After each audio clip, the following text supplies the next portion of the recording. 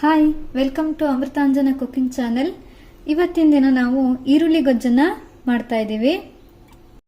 ಈರುಳ್ಳಿ ಗೊಜ್ಜಿಗೆ ಬೇಕಾಗಿರುವಂತಹ ಇಂಗ್ರೀಡಿಯೆಂಟ್ಸ್ ಏನು ಅಂದ್ರೆ, ಒಂದು 6 ಈರುಳ್ಳಿ. ನಾನು 3 ಜನಕ್ಕೆ ಮಾಡ್ತಾ ಇರೋದು, ಸೊ ಹಾಗಾಗಿ ಒಂದು 6 ಈರುಳ್ಳಿ, 2 ಹಸಿಮೆಣಸು, 5 ರಿಂದ 6 ಸ್ಪೂನು ಮನೆಯಲ್ಲೇ ಮಾಡಿರುವಂತಹ ರಸಂ ಪೌಡರ್ನ ತಗೊಂಡಿದ್ದೀನಿ. ಆಮೇಲೆ ಸ್ವಲ್ಪ ಹುಣಸೆ ಹಣ್ಣನ್ನ ನೀರಲ್ಲಿ ನೆನೆಸಿಟ್ಟಿದ್ದೀನಿ.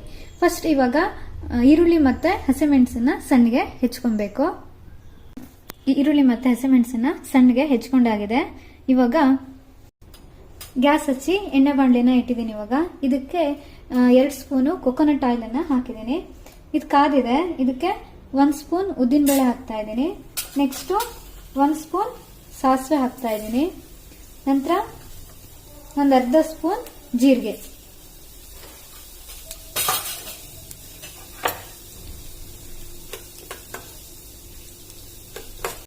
ಇದಕ್ಕೆ ಇವಾಗ ಹೆಚ್ಚಿರೋ ಹಸಿಮೆಣಸು ಮತ್ತೆ ಈರುಳ್ಳಿನ ಹಾಕ್ತಾ ಇದ್ದೀನಿ.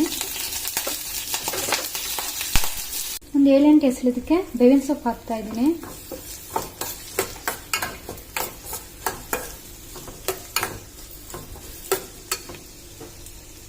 ನೆಕ್ಸ್ಟ್ ಅಷ್ಟು ಈರುಳ್ಳಿನ ಇದಕ್ಕೆ ಹಾಕ್ಬೇಕು.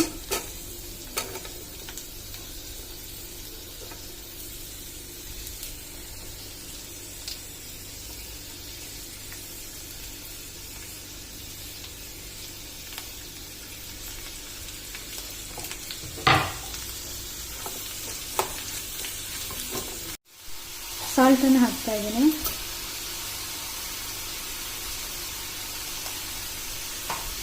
ಸ್ವಲ್ಪ ಫ್ರೈ ಮಾಡಬೇಕು. ಫ್ರೈ ಮಾಡಾದ್ಮೇಲೆ ಇದಕ್ಕೆ ರಸಂ ಪೌಡರ್ನ ಆಡ್ ಮಾಡಬೇಕು.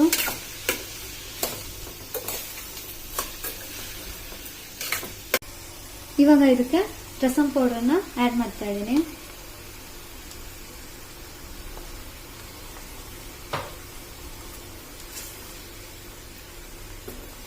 ಈಗ ಇದಕ್ಕೆ ಹುಣಸೆ ರಸನ ಹಾಕ್ತಾ ಇದ್ದೀನಿ.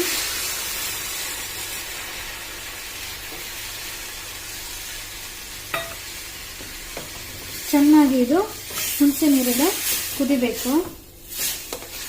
ನೀವು ಬೇಕಿದ್ರೆ ಸ್ವಲ್ಪ ನೀರನ್ನ ಮೇಲ್ಗಡೆಯಿಂದ ಆಡ್ ಮಾಡ್ಕೊಬಹುದು.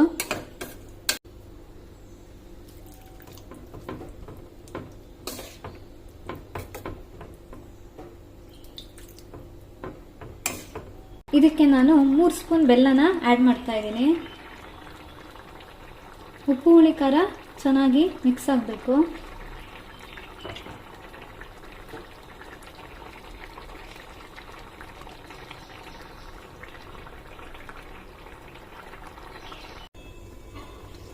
ಚೆನ್ನಾಗಿ ಇವಾಗ ಕುದ್ದಿದೆ. ಇದಕ್ಕೆ ಸ್ವಲ್ಪ ಕೊತ್ತಂಬರಿ ಸೊಪ್ಪನ್ನ ಆಡ್ ಮಾಡಬೇಕು.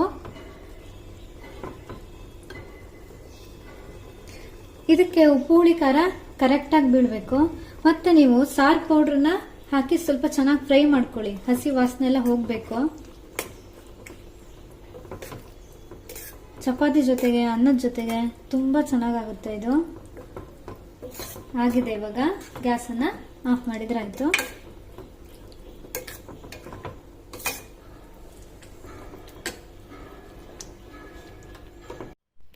ಬಿಸಿ ಬಿಸಿ ಅನ್ನಕ್ಕೆ ರುಚಿ ರುಚಿಯಾದ ಈರುಳ್ಳಿ ಗೊಜ್ಜು ರೆಡಿಯಾಗಿದೆ. ನೀವು ಕೂಡ ಇದನ್ನು ಮನೆಯಲ್ಲಿ ಟ್ರೈ ಮಾಡಿ. ನಮ್ಮ ಚಾನಲನ್ನು ಸಬ್ಸ್ಕ್ರೈಬ್ ಮಾಡಿ, ಶೇರ್ ಮಾಡಿ ಮತ್ತು ಲೈಕ್ ಮಾಡಿ.